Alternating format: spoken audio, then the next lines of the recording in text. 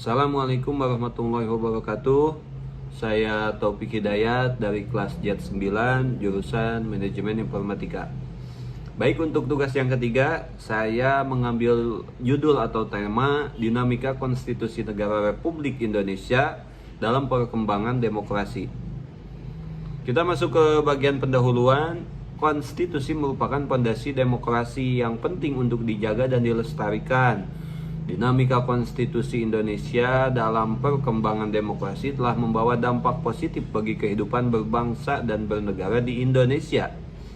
Namun masih terdapat sejumlah tantangan yang harus dihadapi dalam upaya mewujudkan demokrasi yang lebih baik di Indonesia. Dan kita masuk ke identifikasi masalah. Dinamika konstitusi Indonesia dalam perkembangan demokrasi telah membawa dampak positif bagi kehidupan berbangsa dan bernegara di Indonesia. Namun masih terdapat sejumlah tantangan yang harus dihadapi dalam upaya mewujudkan demokrasi yang lebih baik di Indonesia. Kita masuk ke hasil dan pembahasan. Dinamika konstitusi Indonesia dalam perkembangan demokrasi telah membawa dampak positif bagi kehidupan berbangsa dan bernegara di Indonesia. Dampak positif tersebut antara lain, poin pertama, meningkatkan partisipasi politik rakyat. Amandemen Undang-Undang 45 telah memberikan kesempatan yang lebih besar bagi rakyat untuk berpartisipasi dalam politik. Dan poin yang kedua, semakin menguatnya lembaga-lembaga demokrasi. Amandemen UUD 45 telah memperkuat peran lembaga-lembaga demokrasi. Dan poin yang ketiga, semakin terjaminnya hak asasi manusia. Amandemen UUD 45 telah memutuskan telah memasukkan pasal-pasal tentang HAM ke dalam Undang-Undang 1945. Namun masih terdapat sejumlah tantangan yang harus dihadapi dalam upaya mewujudkan demokrasi yang lebih baik di Indonesia. Tantangan-tantangan tersebut antara lain, budaya politik yang masih belum demokratis. Budaya politik yang masih belum demokratis ditandai oleh rendahnya partisipasi politik rakyat, rendahnya kesadaran hukum, dan tingginya sikap apatis terhadap politik. Dan poin yang kedua, konflik kepentingan antar kelompok. Konflik kepentingan antar kelompok dapat terjadi antara kelompok-kelompok yang berbeda ras, agama, suku, atau kepentingan lainnya. Dan poin yang ketiga, korupsi dan kolusi. Korupsi dan kolusi dapat merusak tatanan demokrasi di Indonesia.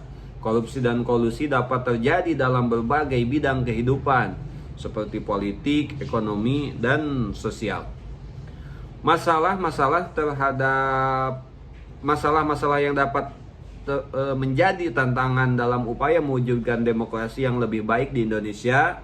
Untuk mengatasi tantangan tersebut diperlukan upaya-upaya yang komprehensif, baik dari pemerintah, masyarakat, maupun lembaga-lembaga demokrasi. Berikut adalah beberapa upaya yang dapat dilakukan untuk mengatasi tantangan-tantangan tersebut. Di sini ada 3 poin juga. Meningkatkan kualitas pendidikan politik. Pendidikan politik dapat meningkatkan kesadaran politik rakyat yang mendorong mereka untuk berpartisipasi dalam politik secara aktif. Dan poin yang kedua, penegakan supremasi hukum. Penegakan supremasi hukum dapat menciptakan lingkungan yang kondusif bagi pembangunan demokrasi. Dan poin yang ketiga, meningkatkan transparansi dan akuntabilitas pemerintah. Transparansi dan akuntabilitas pemerintah dapat mencegah terjadinya korupsi dan kolusi.